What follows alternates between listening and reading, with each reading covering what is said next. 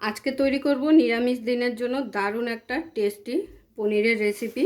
তো চলুন আজকে শুরু করছি মশলা পনিরের নিরামিষ রেসিপি। তাহলে আজকের আমাদের রেসিপি নিরামিষ মশলা পনির। তো তার জন্য আমি এখানে 500 গ্রাম পনির নিয়ে নিয়েছি।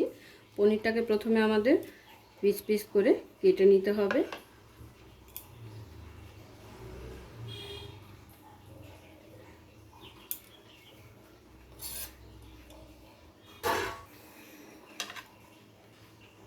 সমস্ত পনির কেটে নেওয়া হয়ে গেছে। এইভাবে মিডিয়াম সাইজ করে কেটে নিয়েছি, আর খুব বেশি বড়ও না খুব বেশি ছোটও না টুকরোগুলো। এবারে আমাদের টমেটো পেস্ট করে নিতে হবে। তো তার জন্য আমি রাফলি টমেটো আগে থেকেই কেটে রেডি করে রেখেছিলাম। এখানে আমি 500 গ্রাম পনিরের জন্য বড় বড় সাইজের 3টে টমেটো নিয়েছি। এবারে একটা মিক্সির বাটির মধ্যে টমেটোটাকে নিয়ে এটার একটা স্মুথ পেস্ট রেডি করে নেব।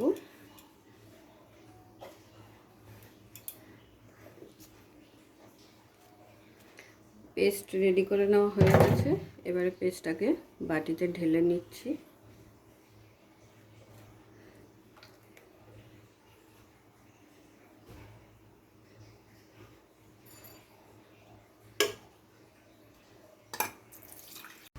এবারে একটা মশলা রেডি করে দেখাবো আপনাদের, যেটা ছাড়া এই রেসিপিটা একদমই অসম্পূর্ণ।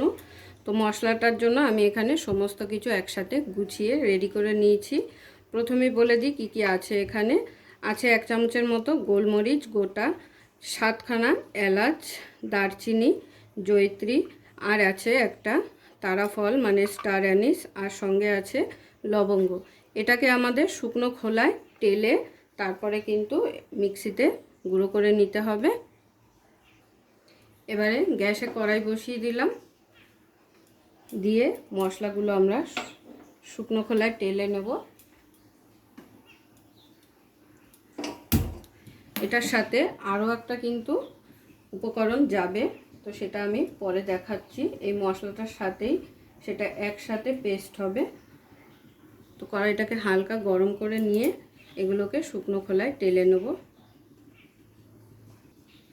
কড়াইটা গরম হয়ে গেছে। এবারে কড়াইতে দিয়ে দিচ্ছি মশলাগুলো।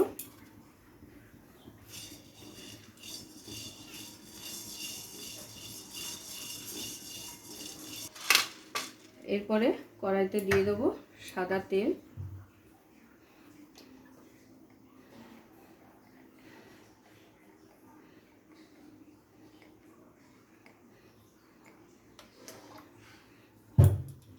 গ্যাসের ফ্লেমটাকে লোতে রেখে এখানে আমি কাজু বাদাম নিয়েছি হাফ বাটি মতো। এই কাজুটাকে আমাদের লো ফ্লেমে ভালো করে ভেজে নিতে হবে। এই কাজুটা কিন্তু ওই মশলাটার সাথে অ্যাড হবে।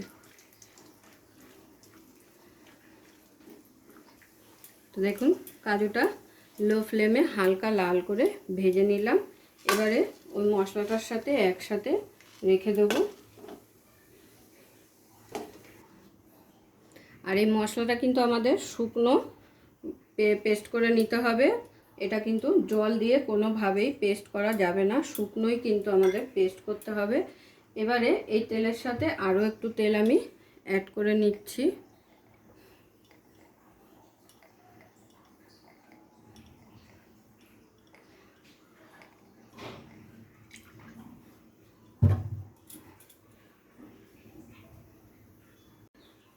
এবারে এই তেলের মধ্যেই কিন্তু আমাদের পনিরগুলোকে ভেজে নিতে হবে, আর খুবই হালকা করে ভাজতে হবে। তো আমি পনিরগুলো দিয়ে দিচ্ছি। যখনই দেখবেন এরকম হালকা কালার ধরেছে তখনই কিন্তু পনিরগুলো তুলে সোজা ঠান্ডা জলে ঠান্ডা মানে রুম টেম্পারেচারের জলে ভিজিয়ে দিতে হবে। খুব বেশি ঠান্ডা জলে কিন্তু দেওয়া যাবে না।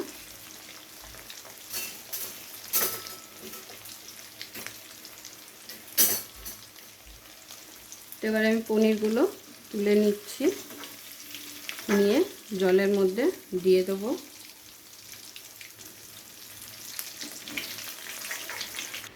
সমস্ত পনির ভেজে নেওয়া হয়ে গেছে। এবারে এর মধ্যে দিয়ে দেবো ফোড়নের জন্য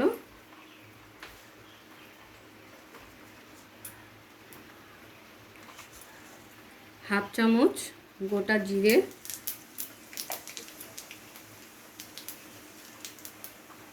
1 চামচের মতো মৌরি, তার সাথে দিয়ে দেবো কুচিয়ে নেওয়া আদা,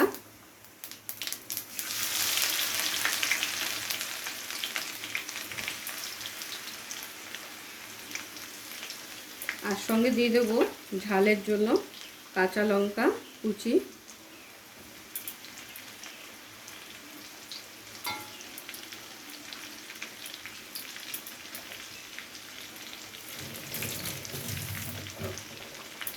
এবারে এগুলোকে একসাথে খুব ভালো করে ভেজে নেব।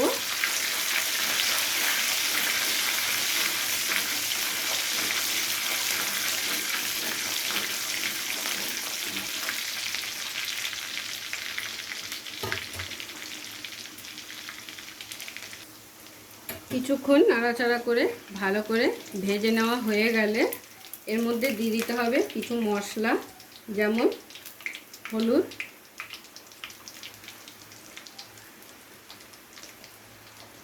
এরপর দিয়ে দিচ্ছি কাশ্মীরি লঙ্কা গুঁড়ো।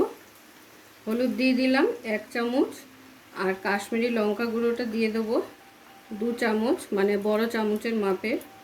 আর তার সঙ্গে দিয়ে দিতে হবে ধনে গুঁড়ো। ধনে গুঁড়ো আমি এখানে 1 চামচই দিয়ে দিলাম। এবারে সমস্ত মশলাকে খুব ভালো করে একসাথে আবারও একবার ভেজে নেব। কিছুক্ষণ ভেজে নেওয়ার পরে এখানে অ্যাড করে দেবো টমেটো বাটাটা। আর টমেটো বাটাটা দেওয়ার পরে যদি আপনারা এই মশলাগুলো ব্যবহার করেন তাহলে কিন্তু সুন্দর কালার আসবে না। তো সেই কারণে তেলের মধ্যে প্রথমে মশলাটাকে দিয়ে কিছুক্ষণ ভেজে নিতে হবে, তারপরে কিন্তু টমেটোটা দিতে হবে। আর টমেটোটা দেওয়ার পরে দেখুন কত সুন্দর একটা কালার এসেছে। এই কালারটা কিন্তু আসবে না যদি এই প্রসেসে না করেন।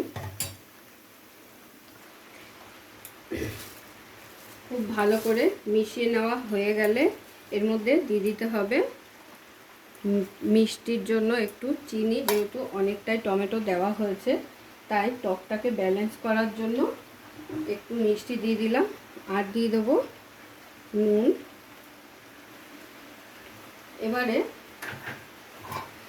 আবারও কিছুক্ষণ নাড়াচাড়া করে খুব ভালো করে কিন্তু টমেটোটাকে আমাদের কষিয়ে নিতে হবে, কারণ টমেটো যদি কাঁচা থেকে যায় তাহলে কিন্তু রান্নার স্বাদটাই আসবে না। তো এই সময় যেহেতু খুব ছেটকায়, তো সেই কারণে একটু ঢাকনা চাপা দিয়ে রান্নাটা করে নিতে হবে।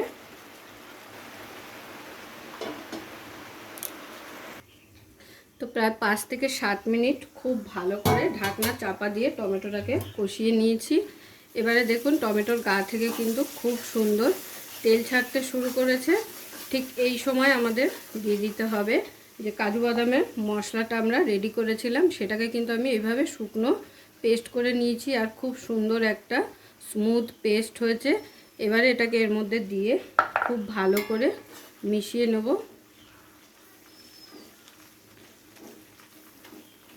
টমেটো পিউরিটার সাথে খুব ভালো করে এইভাবে খুন্তি দিয়ে চেপে চেপে একটু মিশিয়ে নিতে হবে, যেন ডেলা ভাবটা মিশে যায় একদম।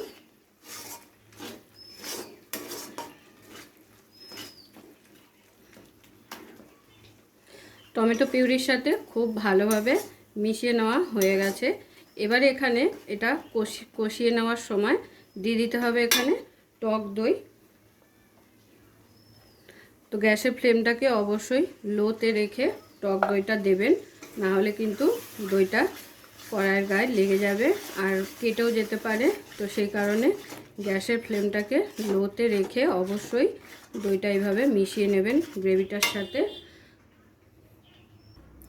টক দইটা যখন খুব ভালোভাবে মিশিয়ে নেওয়া হয়ে যাবে তখন কিন্তু গ্যাসের ফ্লেমটাকে জোরে করে খুব ভালো করে কষিয়ে নেব আবারও একবার, যতক্ষণে না পুরো মশলার গা থেকে তেলটা রিলিজ হচ্ছে ততক্ষণ পর্যন্ত। আর কাজু আর মশলাটা যে পেস্ট এখানে ব্যবহার করলাম সেটা কিন্তু খুব বেশি সময় ধরে কষানোর কোনো দরকার নেই, কারণ এটা যেহেতু আগে থেকে শুকনো খোলায় টেলে নেওয়া হয়েছিল আর বাদামটাও ভাজা ছিল, তো সেই কারণে খুব বেশি কষিয়ে নেওয়ার দরকার হয় না। প্রায় 3 থেকে 4 মিনিট কষিয়ে নিলেই কিন্তু হয়ে যায়। তো দেখুন তেলটা রিলিজ হওয়া কিন্তু শুরু করে দিয়েছে।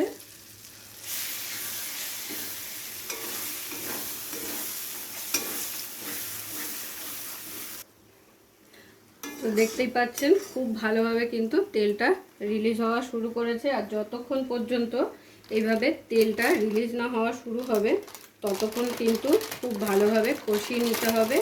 এবারে এখানে মিশিয়ে দেব কিছুটা কাসুরি মেথি পাতা।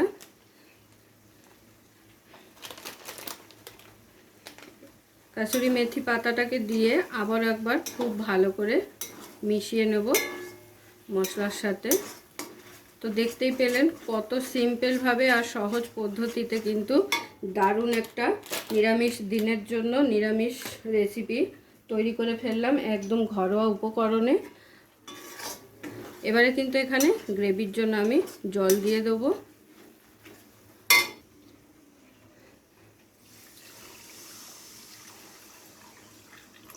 জলটা কিন্তু খুব বেশি দেব না, সেমি গ্রেভি হবে, তো সেই কারণে সামান্য পরিমাণ জল দিয়ে দিলাম। ঝোলটা যখনই ফুটে উঠবে তখনই কিন্তু পনিরগুলো দিয়ে প্রায় 3 থেকে 4 মিনিট ফুটিয়ে নিলেই কিন্তু রেডি হয়ে যাবে একদম অনুষ্ঠান বাড়ির মতো মশলা পনির নিরামিষ পদ্ধতিতে। তাহলে এবার ঝোলটাকে ফুটতে দেব। তো গ্রেভির জলটা ফুটে উঠেছে, এবারে কিন্তু আমি পনিরগুলোকে দিয়ে দেবো। পনিরগুলো কিন্তু এতক্ষণ পর্যন্ত আমি জলেই ভিজিয়ে রেখেছিলাম।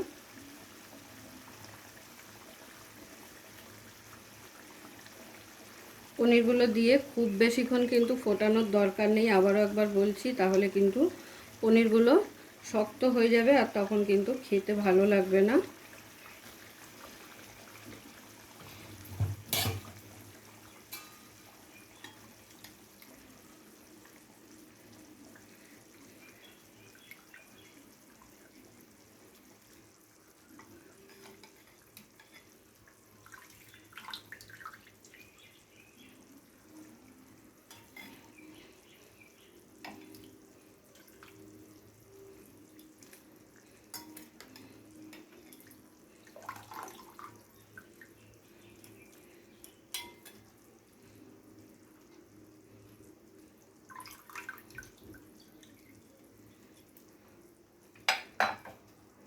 পনিরগুলোকে দিয়ে খুব ভালো করে হালকা হাতে নাড়াচাড়া করে একটু ফুটতে দেব।